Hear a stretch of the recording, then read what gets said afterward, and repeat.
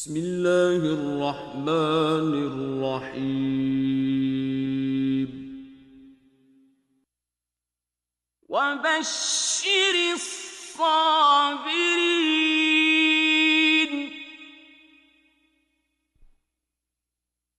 الَّذِينَ إِذَا أَصَابَتْهُم مُّصِيبَةٌ قَالُوا إِنَّا لِلَّهِ وَإِنَّا إِلَيْهِ راجعون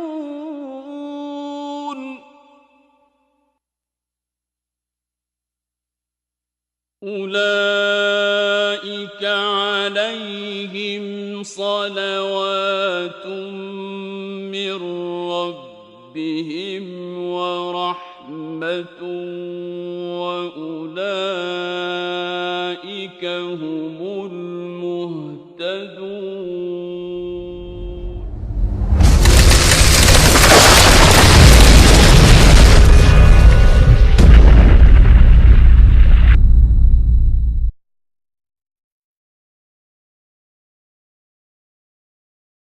اللهم صل على محمد وآل محمد. أعوذ بالله من الشيطان الرجيم.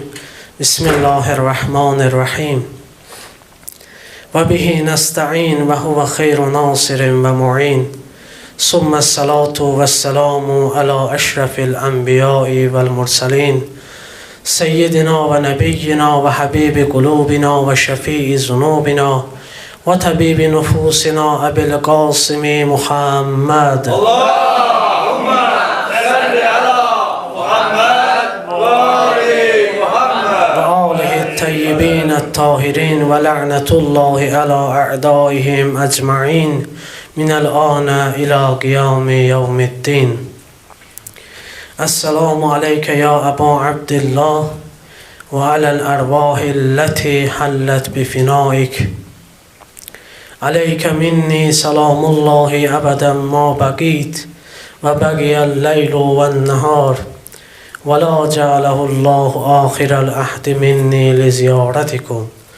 السلام على الحسين وعلى علي بن الحسين وعلى أولاد الحسين وعلى أصحاب الحسين.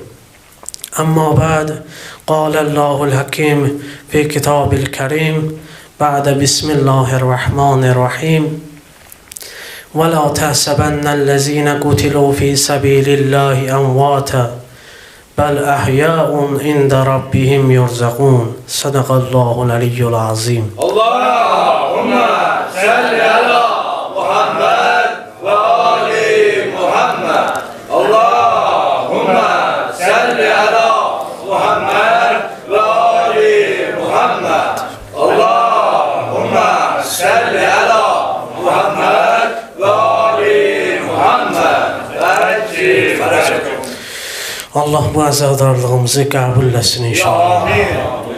Və həqiqətən maraqlıdır ki, Kərbəla hadisəsindən 1400 ildən çox keçməsinə baxmayaraq, bugün də İmam Hüseyn əzadarlığı öz yeniliyini qoruyur və sanki imam bugün şəhid olub. Çünki bu 1400 ildən çoxdur ki, bu əzadarlıq davam edir və bu İmam Hüseyn əzası sanki bir ölməzlik qazanıb. Bir ölməzlik qazanıb. Və oxuduğumuz bu ayə Ali İmran surəsinin 169-cu ayəsi idi. Bu ayəni məşhur ayədir, elə çox eşitmişsiniz, şəhidlər haqqında olan ayədir. Allah Teala bu ayədə buyurur ki, Allah yolunda öldürülənlərə ölü deməyin, onları ölü hesab etməyin, onlar diridirlər və öz Rəbbilərinin yanında onlara ruzi verilir. Və bu ayədən də göründüyü kimi Allah yolunda öldürülənlər heç vaxt ölü hesab olunmaz. Onlar həmişə diridirlər, yəni onların əzadarlığı ta qiyamətə qədər gedəcək. Bu əzadarlıq ta qiyamətə gedəcək. Bunun da səbəbi odur ki, onlar Allah yolunda, Allaha xatir öz hər şeyindən keçdilər. Yəni öz var dövlətindən, öz balalarından, öz ən istəklisindən keçdilər. Quranda ayə var. Lən tənalul birrə həttə tunfiqu mimma tuhibbun. Yəni ən sevdiyiniz şey Allah yolunda infaq edin. İmam Hüseyin əleyhissalam bunu elədi. Ən sevimlisi, ən istəkli balalarını Allah yolunda qurban verdi. Ustadlardan biri nəql edir, deyir bir dəfə dərsdə uşaqlarla şəfaət barəsində söhbət edirdik. Deyir, mən Quran ayələrindən şəfaəti izah elədim. Şəfaət haqqındakı ayələri uşaqlar üçün oxuyandan sonra uşaqlardan biri sual elədi. Dedi, ustad, bu ayələri başa düşdük, qəbul elədik. Amma bizə şəfaət haqqında bir əqli dəlil göstər. Biz istəyirik ki, bizə bir dənə əqli dəlil göstərəsən. Ustad deyir, mən bu suala cavab verə bilmədim. Və dedim, sizdən xahiş edirəm ki, mənə bir müddət vaxt verəsiniz ki, mən bu sualın cavabını tapıb sizə deyərəm. Deyir, və məqsədim də bu idi ki, gedim Səhlə məscidinə. Küfədə Səhlə məscidi var, Kərbalaya gedənlər ziyarət ediblər. Getməyənləri də Allah nəsib eləsin inşallah. Bəli, Səhlə məscidinə, orada neçə-neçə peyğəmbərlərin məqamları var. Müqəddəs bir yerdir. Deyir, məqsədim bu idi ki, gedim orada ibadətlər eləyim, təvəssül eləyim. Bəlkə Allah Teala o sualın cavabını mənə ilham elədi. Və deyir, bu niyyətlə yola düşdüm. Elə təzə yola çıxmışdım. Yolun kənarı ilə piyada gedirdim. Gördüm, yolun o tərəfində bir dənə nurani Seyyid yol gedir. Deyir, o mənə tərəf gəldi, mənə salam verdi. Mən də salamının cavabını aldım. Gördüm ki, bu Seyyid məndən həmsöhbət olmaq istəyir. Deyir, onunla yol əsnasında, yol gedə-gedə bu Seyyid məndən soruşdu ki, ustad, hara gedirsən? Mən də hadisəni ona danışdım ki, bəs şagirdlər mənə belə bir sual veriblər. Mən onun cavabını tapa bilməmişəm. İstəyirəm ki, gedim təvəssül eləyim Səhlə məscidində. Deyir, o Seyyid mənə dedi ki, o nə sualdır ki, belə? Deyir, mən ona dedim ki, bəs onlar şəfaət haqqında məndən bir əqli dəlil istədilər ki, necə ola bilər ki, Allah İmam Hüseyin əleyhissalama şəfaət izni versin? Belə bir dənə sual verdilər. Mən onlara əqli dəlil göstərə bilmədim. O Seyyid mənə dedi ki, sən əziyyət çəkib o qədər yolu getmə. Mən sənin üçün bir hadisə danışım. O sualın cavabı sənin üçün aydın olar. Deyir, mən Seyyidin danışıqlarından da gördüm ki, bu adi adam deyil. Bu alimdir. Danışığından hiss olunur ki, alimdir. Dedim, ağa, buyur. Başladı hadisəni nəql eləməyə, həmin Seyyid. Dedi, bir dənə padşah olur, öz vəzirlərini, vəkillərini yığır. Deyir ki, məsələn, sabah ova gedərik. Və padşah belə bir əmr verir ki, birinci ov hansı olsa, məni o ovla təkbətək buraxacaqsınız. Mən özüm ovu ovlayaram. Səhəri günü gedirlər ova, bir ceyran rast gəlir. Ceyran rast gəlir, padşah deyir ki, onun dalınca mən gedəcəm, siz gəlməyin. Padşah qaçır o ceyranın dalınca onu tutmaq üçün, tuta bilmir, xülasə hava qaralır, padşah yolunu azır. Padşah yolunu azır səhrada və görür ki, səhrada bir dənə daxma var, orada işıq yanır. Padşah gedir o daxmaya tərəf. Padşahın adamları da onu tapa bilmirlər. Padşah gəlir o daxmaya pənah aparır. Görür ki, bir dənə qoca kişi, bir dənə qoca arvad yaşayır bu daxmada.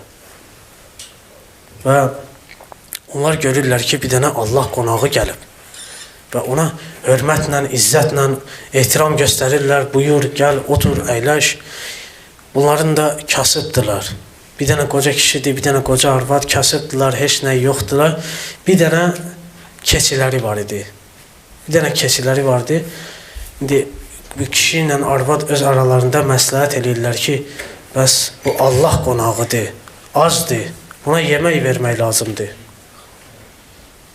Buna yemək vermək lazımdır və qərara gəlirlər ki, öz cəmi var dövləti olan o bir dənə keçini də kəsib onun ətindən bu qonağa yedizdirsinlər. Razı olurlar, öz bir dənə var dövləti olan o keçini kəsib, onun ətindən bişirib o padşahı doyuzdururlar. Bu hərəkət padşaha ləzzət verir. Padşahın xoşuna gəlir ki, bunların bir dənə keçisi vardı, onu da Allaha xatir, Allah qonağına verdilər. İndi bu hadisəni həmin Seyyid danışır bu alimə. Deyir, səhəri günü bu padşahın adamları gəldilər, padşahı tapdılar bu daxmada. Padşahı apardılar saraya, padşah əmr verdi ki, o qoca kişi ilə qoca arvadı da gətirin mənim sarayıma. Onları da gətirdilər saraya. Padşah bir dənə məclis qurdu və məclisdə ayağa durub dedi, ay cəmaat, mən yolumu azmışdım. Bunlar məni kömək elədilər, mənə etiram elədilər, mənə yemək verdilər. Bunların bir dənə keçisi vardı, onu da kəsdilər, mənə verdilər. Mən bunun əvəzində bunlara nə verim? Bir nəfər durdu, dedi ki, ay padşah, sən ona bir sürü keçi ver. Padşah dedi, yox, bir sürü azdır. Bir nəfər dedi, ay padşah, sən ona öz var dövlətimin yarısını ver. Deyir, yox, o da azdır. Ona padşahın vəziri bunu eşidib dedi, padşah, bəlkə sən öz bütün var dövlətini ona vermək istəyirsən? Bəlkə öz padşahlığını onlara vermək istəyirsən? Padşah dedi, bəli, mən bunu da versəm hələ azdır. Onların bir dənə keçisi vardı, onu da mənə verdilər. Mənim də əgər onlara qarşılıq vermək istəsəm, gərək nəyim varsa onu verəm onlara qarşılıq kimi. Və bu hadisəni danışandan sonra həmin Seyyid dedi, ey alim, Allah yolunda canından keçənlər çox olub. Onlardan biri də İmam Hüseyin əleyhissalamdır. İmam Hüseyin əleyhissalam Allah yolunda öz hər şeyini qurban verdi. Öz 6 aylıq balasını qurban verdi. Öz Əli Əkbərini, Əli Əsğərini, Qasimi, Əbəlfəzli qurban verdi. Bəs indi Allah ona qarşılıq vermək istəsə, gərək onun əvəzində nə versin? Bu alim deyir ki, mən qorxdum ki, ona cavab versəm küfrə düşərəm. Gərək deyəm ki, Allah öz Allahlığını versin, nəzubillah. Gərək bu cür desəm, mən küfrə düşərəm. Deyir, ona görə mən sustum. Ağa dedi ki, bəli, sən qorxdun ki, sən o sözü deməklə küfrə düşərsən. Bəli, əgər həqiqətə baxsaq, Allah da öz ümumi Allahlığını, padşahlığını verməlidir İmam Hüseynə. Amma bu mümkün deyil. Bu mümkün deyil. Bəs şəfaət nə olan şeydir ki, Allah onu İmam Hüseynə çox görsün? İmam Hüseyn hər şeyini qurban verdi. Şəfaət izni nədir ki, Allah onu İmam Hüseynə verməsin? Deyir, bu söhbətdən sonra bir də arxama baxdım, gördüm heç kəs yoxdur və bildim ki, o İmam Zaman ağa idi. Salavat zikr edək. Allahümmə səlli əla Muhammed və ali Muhammed. Yəni, bu İmam Hüseyin məktəbi elə bir məktəbdir ki, bu məktəbdə hər cürə dərslər var.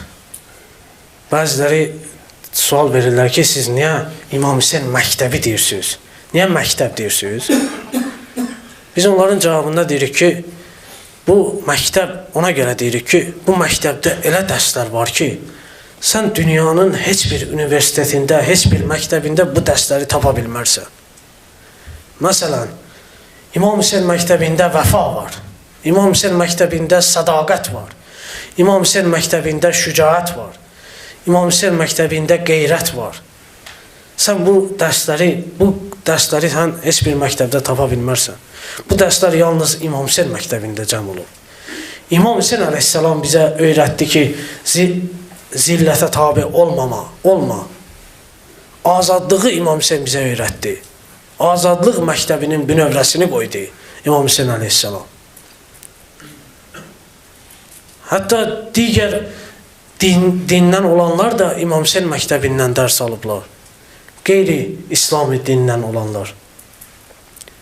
Eşitmişsiniz, Hindistanda böyük mütəfəkkirlərdən olan Mahatma Gandhi dedi, əgər Hindistan azad olmaq istəyirsə, gərək İmam Hüseyin məktəbindən dərs alsın. Hristiyandır, heç bizim dinimizdə də deyil. Onun sözüdür, deyir, kim Hindistan azad olmaq istəyirsə, gərək İmam Hüseyn məktəbindən dərs alsın. Azadlıq məktəbi odur. Alimlər bir misal vururlar, İmam Hüseynin azadlıq məktəbi barədə. Deyirlər, bir nəfər evdə bir tutuquşu saxlayırdı. Bir gün gəldi tutuquşuna dedi ki, mən Hindistana gedirəm, tutuquşuların məskəni Hindistandır. Mən gedirəm ora, səndən oradakı dostlarıma nə deyim? Oradakı tutuquşulara səndən nə deyim? Bu qəfəsdəki tutuquşu deyir ki, məndən onlara salam deyərsən. Deyir, yaxşı. Bu şəxs gəlib Hindistanda həmin tutuquşuların məskənini tapır, görür ki, bir dənə ağacdır, bəlkə 1000 dənə tutuquşu var ağacda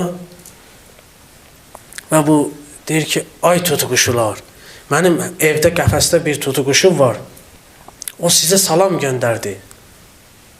Deyir, bunu deyəndə o ağacdakı tutuquşular hamısı düşdülər yerə, öldülər. Öldülər, bu da qorxur ki, birdən məni tutarlar, qaçır, gəlir öz vətəninə və bu qəfəsdəki tutuquşu soruşur ki, nə oldu? Mənim salamımı çatdırdın? Deyir, hə, sən salamımı çatdırdım. Dedim, mənim evdəki tutuquşum sizə salam göndərdi. Elə bunu deyən kimi o ağacdakı tutuquşular hamısı düşdülər, öldülər. Bunu deyəndə o qəfəsdəki tutuquşu da başını qoyur, ölür. Qəfəsdə ölür. Bu kişi deyir ki, daha bu öldü, daha iyi verəcək. İndi bunu pəncərədən atmaq istəyəndə, pəncərəni açıb pəncərədən atmaq istəyəndə tutuquşu uçur, oturur ağacda. Bu kişi soruşur ki, sən ölmədin? Deyir, yox, mən ölmədim. Onlar mənə öyrətdilər ki, sən azadlığa çıxmaq istəyirsənsə, ölməlisən, sonra azadlığa çıxmalısan. Salavat zikr edək. Allahümme salli ala Muhammed və ali Muhammed. Ona görə İmam Hüseyin əleyhissalam da öz canını verdi. Bu, dinin qalması üçün bu lazım idi. Çünki İmam öz qardaşı Əbu Hənəfiyyəyə vəsiyyətində deyir ki, mən ona görə qiyam eləmədim ki, mənim ictimaiyyətdə nüfuzum artsın. Və mən ona görə qiyam eləmədim ki, mən fəsad törədim. Mən yalnız və yalnız ona görə qiyam etdim ki, cəddim Peyğəmbərin ümmətini islah edeyim, əmr bil məruf edeyim və nəhyəz münkər üçün qiyam edim. Mənim məqsədim bu idi. Çünki İmam Hüseyin əleyhissalam əgər Yezdə beyyət eləsəydi, Allah lənət eləsin, əgər beyyət eləsəydi, indi İslam dinindən əsər əlamət qalmazdı. Alimlərin dili ilə desək, İslam dininin fatihəsi verilmişdi. Yezid zinakarın biri idi, şərabxorun biri idi. Hətta yazırlar bir dəfə gecə o qədər şərab içib ki, sübh namazına duranda sübh namazını 4 rükət qılıb. Sərxoş halda. Ona deyiblər ki, sən səhv elədin, sən sübh namazını 2 rükət qılmalıydın, 4 rükət qıldın. O deyir ki, eybi yoxdur, lazım olsa 2 rükət də artıq qılaram. Yəni, bu cür xəlifədən nə gözləmək olar? Bu cür xəlifə, İslam dini, bu cür xəlifə ilə tanınsa, İslam dini aradan gedəcək. Yəni, İmam Hüseyin məktəbindən hər kəs bu məktəbdən dərs alsa, o heç vaxt gedib zina eləməz, heç vaxt gedib oğurluq eləməz. İmam Hüseyin məktəbindən dərs alan heç vaxt gedib narkotikaya qurşanmaz, bizim cavanlarımızı yoldan çıxartmaz. Hətta Kərbala hadisəsində xanım Rüqəyyə də dərs verib. Bu gecə istəyirəm xanım Rüqəyyənin müsibətinə işarə eləyəm. Xanım Rüqəyyə də dərs verib İmam Hüseyin məktəbindən bəhrələnib. Yəni, məşhur ravilərdən biri Həmid ibn Müslim deyir ki, mən Aşura günü gün ortası ora idi. Mən gördüm ki, bir dənə qız gəzir səhralarda. Səhrada gəzir, deyir, mən ondan soruşdum ki, mən ənti, sən kimsən? Deyir, o qız mənə cavab verdi ki, sən Quranda bu ayəni oxumusan? فَأَمَّ الْيَتِيمَ فَلَا تَقْهَرْ Deyir, mən elə ki, dedim, mən bu ayəni oxumuşam, dedim, mən də Hüseynin yetimiyəm. Mən də Hüseynin yetimiyəm. Xanım Rüqəyyə nə dərsi verdi? Deyir, Həmid ibn Müslim deyir ki, mən ondan soruşdum, Hüseynin qızı, sənə nə qulluq eləyim? Mənə nə qulluğum var? Deyir, mən ona dedim ki, Xanım Rüqəyyə mənə dedi ki, mən bibim Zeynəbdən eşitmişəm ki, Həzrəti Əli əleyhissalam, babam Həzrəti Əli əleyhissalamın hərəmi bura yaxındır. İstəyirəm məni ora aparasan. Ki, bu ümmətdən öz cəddimə şikayət eləyim. Ki, bunlar mənim atamı susuz onun başını kəsdilər. Deyir, mən ona dedim ki, Həmid ibn Müslim deyir ki, gəl, min mənim atıma səni aparım. Xanım Rüqəyyə dedim, mən Hüseynin qızıyam. Mən naməhrəmlə bir ata minmərəm. Bax, dərs bu idi. O 3 yaşlı bala gör nə dərsi verdi Kərbəlada. Bütün xanımlara nümunə olan bir dənə dərs verdi. Dedi, mən naməhrəmlə bir ata minmərəm. Mən Hüseynin qızıyam. Mən xanım Zəhranın nəvəsiyam. Ona görə bu xanımlardan dərs alan xanım heç vaxt açıq-saçıq gəzməz. Bu xanımlardan qəhrəmanlar dünyaya gələ bilər. Seyyid Mübariz kimi oğlanları Allah rəhmət eləsin. Seyyid Mübariz kimi oğlanları ancaq hicablı, iffətli, həyalı analar dünyaya gətirə bilər. O açıq-saçıq gəzən analar Seyyid Mübariz kimi, Fərid kimi qəhrəmanlar böyüdə bilməz. Bəli, Xanım Rüqəyyənin müsibəti çox ürək ağrıdan müsibətdir. Nəql edirlər ki, Xanım Rüqəyyənin hərəminin məhsullarından biri nəql edir. Deyir, biz Xanım Rüqəyyənin hərəmini genişlətmək istəyirdik və hərəmin yanında olan evləri hamısını almışdıq. Bir dənə də ev qalmışdı, o xristiyanın evi idi. Xristiyan dedi ki, mən evimi satmıram. Mən evimi satmıram. Deyir, bizdə plan qalmışdı. Plana düşür də o ev. O evdə alınmalıdır. Plan, proyekt hamısı qalıb bir dənə evə görə. Bu xristiyan da inatkarlıq elirdi və deyirdi, satmıram evi. Deyir, bir gün gördük ki, o xristiyan, ərəb, qaça-qaça gəldi bizim yanımıza. Dedim, mən öz evimi Xanım Rüqəyyəyə hədiyyə verirəm. Biz özümüz təəccübləndik ki, bəs bu xristiyandır, necə olur? Ondan soruşduq ki, bəs sən necə oldu, belə bir qərara gəldin? Deyir, mənim başıma bir əhvalat gəldi ona görə. Deyir, nə əhvalat idi? Deyir, mənim xanımım hamilə idi və həkimlər demişdilər ki, ya sənin xanımın öləcək, ya uşaq öləcək. İkisindən biri ölməlidir. Əgər biri sağ qalsa, sən Allah'a şükürlə. Deyir, mənim gümanım hər yerdən, ümidim hər yerdən üzüldü və mən də deyir, qonşu idim də, Xanım Rüqəyyənin hərəminə qonşu idim. Görürdüm, xəstələr gəlirlər, orada şəfa tapırlar. Bunu öz gözlərimlə görürdüm. Deyir, getdim Həzrəti Rüqəyyənin hərəminə, xəstəxanadan çıxdım, getdim Həzrəti Rüqəyyə salamullahi aleyhanın hərəminə və başladım orada Xanım Rüqəyyəyə təbəssüm eləməyə. Dedim, ya Rüqəyyə can, Allahdan istəginə mənim xanımım sağ-salamat övladı dünyaya gətirsin, mən öz evimi sənə hədiyyə verərəm. Sənə xatir hədiyyə verərəm öz evimi. Və deyir, bu dualarımı eləyəndən sonra xəstəxanaya qayıtdım. Gördüm ki, xanımım əməliyyatdan çıxıb. Və mənə xəstəxanada olanlar mənə dedilər ki, bizə müjdə ver, sənin bir dənə oğlun dünyaya gəldi. Deyir, mən sevindim. İndi deyir, elə bilirdim ki, xanımım dünyadan gedib. Gəldim, girdim otağa, gördüm, xanımım da yaxşıdır, sağ-salamatdır, uşaq da qucağında salamatdır. Özüm təəccübləndim.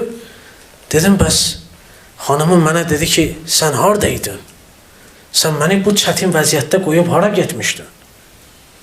Deyir, mən ona dedim ki, boyun almadım ona, Rüqəyyənin hərəminə getmişdim. Çünki o da bilirdi mən evi verməyə razılıq vermirəm. Deyir, boyun almadım, dedim, darıxdım, getdim, biraz gəzdim, gəldim. Deyir, xanımım mənə dedi ki, mənə yalan demə. Sən xanım Rüqəyyənin hərəminə getmişdin. Dedim, bəli, sən bunu hardan bilirsən?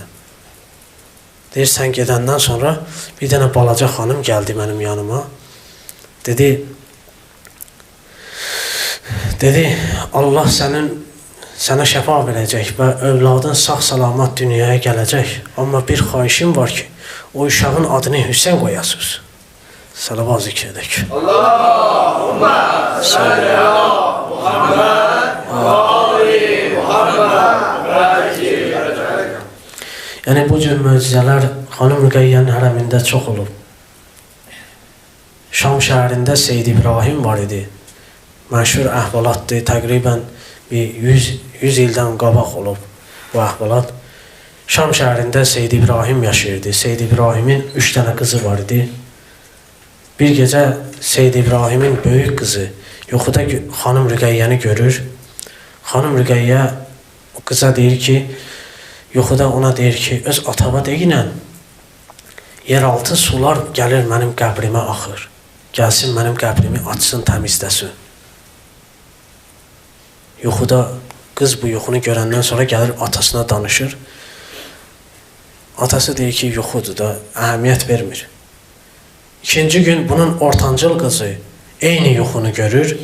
Yenə Seyyid İbrahim əhəmiyyət vermir. Deyir, yuxudur da, ola bilər. Üçüncü gün, üçüncü qızı yuxuda görür.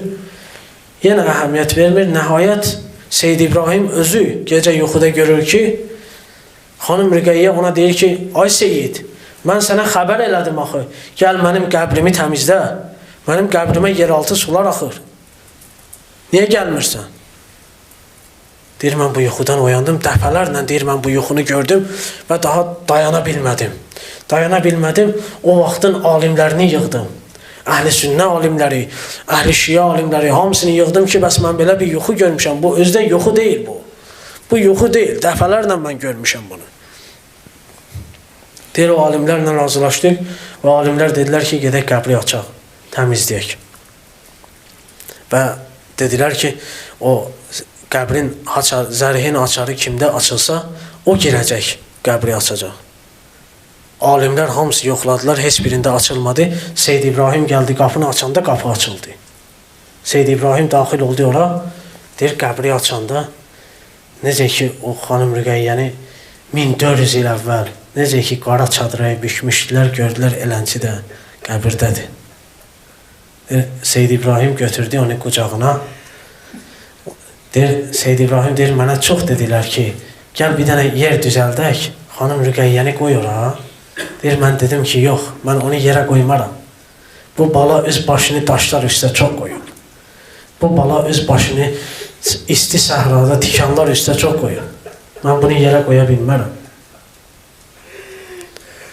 Deyir, o xanım Rüqəyyəni ki, 3 gün, 3 gecə xanım Rüqəyyənin hərəminin təmiri çəkdi. 3 gün, 3 gecə Seyyid İbrahim o balanı öz qucağında saxladı. Və o əlindən o şəfa, Allah Teala onun o əlinə şəfa verdi. O əllə ki, xanım Rüqəyyəni öz qucağında saxlamışdı, deyir, o Seyyid hansı bir xəstəyə o əllə əl çəkərdisə, o xəstə şəfa tapardı. Amma bir dəfə görüblər ki, bir dənə uşaq, bir dənə qız uşağı gəlib xanım Rüqəyyənin hərəminə bir dənə ağ parça bağlayır. Xidmətçilərdən biri gəlib yaxınlaşır, soruşur ki, mənim balam, sən nə edirsən? O uşaq deyir ki, dünən axşam mənim atamla anam danışırdılar. Deyirdilər ki, kim bu dünyadan qəbrə gedibsə, ağ kəfənlə gedib. Ancaq bir nəfər bu dünyadan gedəndə ona ağ kəfən tapılmayıb. O qara çadırayla qəbrə gedib. O da xanım Rüqəyyədir. Deyir, mən də indi gəlmişəm ki, bu ağ kəfəni buna bağlayayım ki, fikirləşdim ki, xanım Rüqəyyə üçün ən gözəl hədiyyə ağ kəfən olur. Sizin göz yaşlarınıza qurban. Mən İmam Səccad ağa gör nə deyir? İmam Səccad ağa deyir ki, 2 dənə şey mənim qəlbimi yandırdı. Xanım Rüqəyyənin müsibətində 2 dənə şey mənim qəlbimi yandırdı. Biri o idi ki, deyir elə ki, xanım Rüqəyyə dünyadan getdi. Deyir, qəssalə gəldi onu yumaq üçün. O yüyücü gəldi onu yumağa. Dedi, mən bunu yumuram. Xanım Zeynəb ağladı. Dedi, sən mənim balamı niyə yumursan? Dedim, o qəssalə, yüyücü dedi ki, bunun bədəni o qədər göyərib ki, bunda yəqin bir xəstəlik var. Mən qorxuram ki, mənə keçər. Mən bunu yuya bilmərəm. Dedi, xanım Zeynəb orada ağladı. Dedi, mənim balam xəstədir. Mənim balam xəstədir. Onu o qədər vurublar. Onu o qədər döyüblər, onun bədəni göyərib. Mənim balam xəstədir. İmam Səccad ağa deyir ki, o qəssalənin bu sözü mənim ürəyimi yandırdı. Soruşdular, ağa, ikinci bəs ürəyin harada yandı? Deyir, onda ki, xanım Rüqəyyəni o qara çadıraya bükdük. İndi xanım Zeynəb məndən soruşdu ki, ağa, bunu harada dəfn eləyək?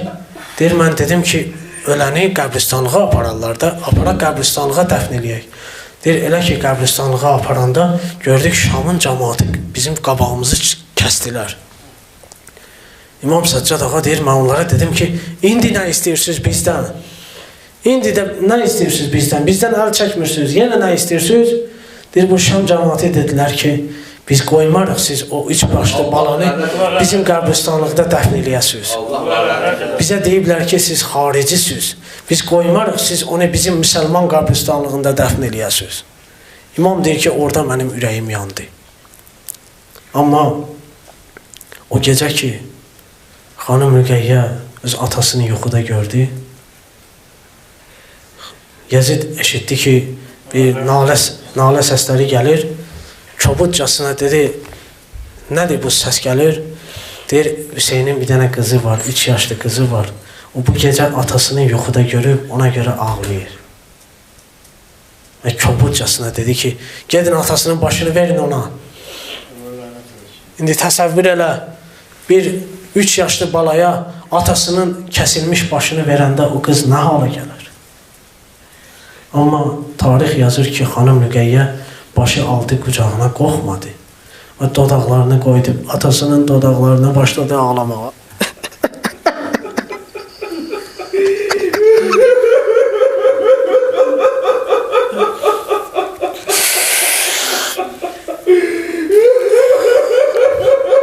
Ələ lənətullahi aləl qavməz-zalimin və səyələmullezine zələmu əyyəmun qələbiyyən qalibun. İlahi, bizim bu əzadarlığımızı özün qəbul elə günə. İlahi, o gözlər ki, İmam Hüseynə ağladılar, bu əzadarlıqda qəmgin oldular. O gözləri Əhl-i Beyt müsibətindən başqa müsibətlərdə ağlatma. İlahi Pərverdigara, xanım Rüqəyyə Babəl həvaizdir. Hacətlər qapısıdır. Nə hacətin var? Xanım Rüqəyyə xatirinə Allahdan istə, Allah verəcək. Çünki Babəl həvaizdir. Və kimin qəlbində nə şəri mətləblər var, Allah xanım Rüqəyyə xatirinə o mətləbləri, o hacətləri versin inşallah. Və Allah Teala xəstəxanalarda, evlərdə olan bütün xəstələrə, bütün mərizlərə Əbəlfəz Əli ilə şəfa versin. Allah Teala bütün övlad həsrətində olanlara Əli Əsğər xatirinə övlad əta eləsin. Allah Teala bizləri dinsiz, imansız bu dünyadan aparmasın. Allah Teala bu dünyada İmam Hüseyin Aleyhisselamın ziyarətini, ahirətdə şəfaətini bizlərə nəsib eləsin. Və Allah Teala Seyyidimiz, ağamız, Mevlamız İmam Zaman ağanın zuhurunu təcil eləsin inşallah. Bu dualarımızın qəbuluna xatir Peyğəmbər, Ali Peyğəmbərə salavat zikr edək.